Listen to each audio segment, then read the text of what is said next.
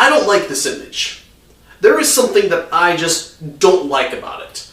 And I spent some time thinking about it, what it is that really ticks me off about this image. And the conclusion I came to is the line, or other combat system.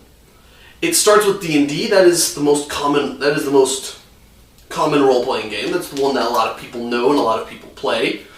So, yeah, and that's a very combat-oriented game. It makes a lot of sense that people would assume role-playing games are, thus, a lot about combat. But the thing that I don't like is that the line, or other game system, suggests that combat is kind of the standard. So to that end, what I decided to do was to make a list of games where combat is not the focus. So with all that said, I present to you my top 4 list of non-combat RPGs.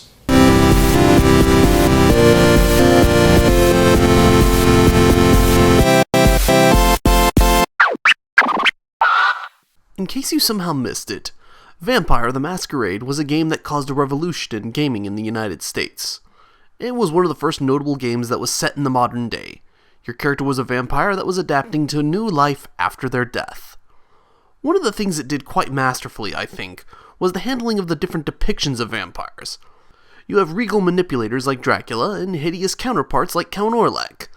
And the counterparts to those, the sort you'd see in an Anne Rice novel. Or the more savage and monstrous counterparts you might think of when somebody mentions blood-sucking monster. And if that wasn't enough, you've still got other more fringe cases to choose from, including undead wizards and some that are just plain crazy. One thing I also think it got right, at least in terms of how the rules are written, is combat.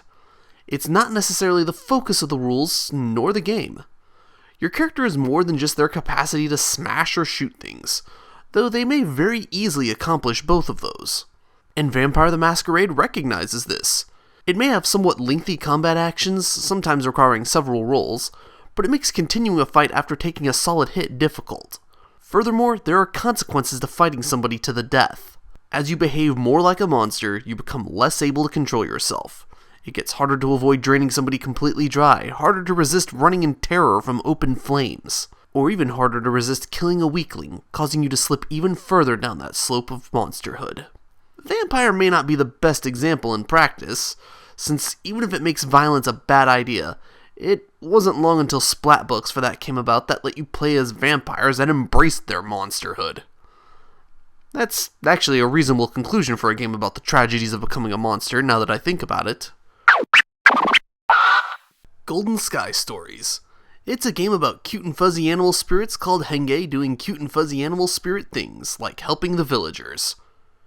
And oddly, it's pretty similar to Vampire in some ways, since by and large the existence of Henge is overlooked by society, and the bulk of what defines your character is what supernatural abilities you have. In mood, this game is exactly what you'd think about upon looking at the artwork. A feel-good game where no matter what goes wrong, you can always count on everything being a-okay by the end of the day. In addition to forgoing battles entirely, this game also forgoes dice. So trying to accomplish difficult tasks is less of a matter of probability and more how much you're willing to pay for it. And of course, the more you're willing to interact and help with the villagers, the more they'll believe in you, and thus the more you'll be capable of. Though there are some character powers that let you gain that same sort of power in other ways, like by being a big dumb idiot, or being a lazy good-for-nothing. So the early half of the game is spent setting the stage, with a character's powers not coming out until the end of a session, and this is usually to get everyone out of some dire straits or as some finale to the session. Make no mistake, it's a cute game, but it can be a challenge to run a game where you can't resort to, and then they fight as the resolution to a scene. I've described this game to some people and they actually found it kind of unappealing to not have that option. So a happy medium ground would be our next entry. Ryuutama, affectionately referred to as Hayao Miyazaki's Oregon Trail. What's less often talked about, though, is how the creator of Ryuutama, Okadu Atsuhiro, is a fan of Dragon Quest. Both are ample descriptions of what Ryuutama is like, but if you don't believe me, just take a look at the spell Rainbow Bridge. It's a direct allusion to one of the early plot devices in Dragon Quest, with the same name. It goes without saying that combat isn't the focus of this game, much like Vampire. This game doesn't have an extensive list of combat rules. Of the 230 or so pages in the English edition, Only 7 of them pertain to combat. Also, much like the early Dragon Quest games, a major game element here is preparation for the journey.